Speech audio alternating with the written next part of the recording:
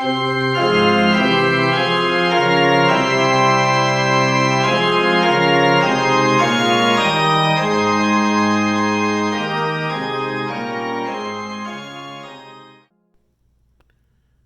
I'm rambling in the church. I'm actually rambling my way to the office, make some copies.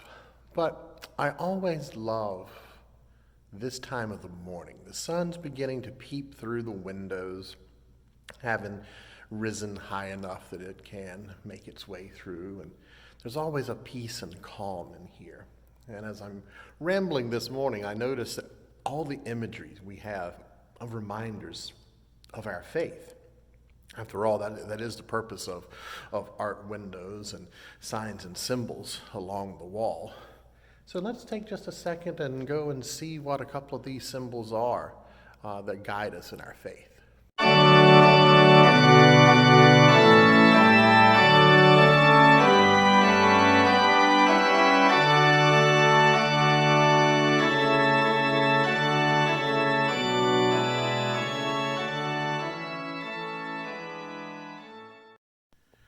I think this is one of the more interesting windows that we have. It's the flight into Egypt. Let me see if I can get a better without a lot of glare.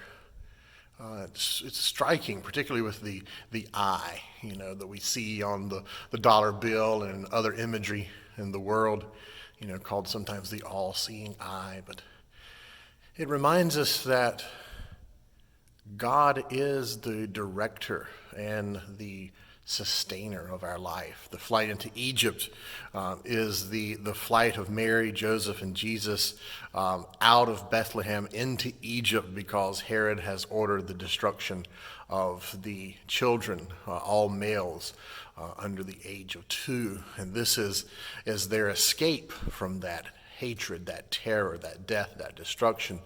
And is overseen and guided by God, and the radiance of God upholds and directs that.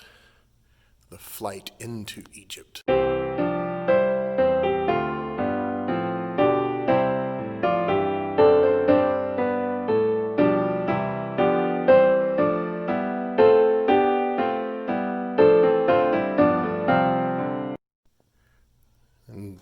This is one of the 14 crosses that adorn our walls that can be used as stations for Stations of the Crosswalk.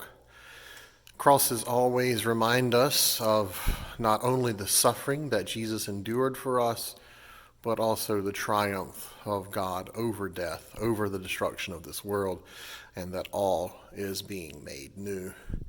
This particular cross is called a Maltese cross. And it's quite striking.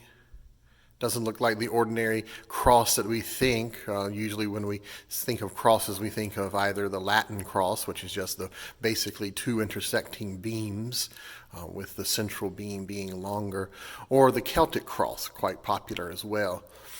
We have those throughout the building, both of those, and maybe one day on a ramble, we'll stop and visit those as well.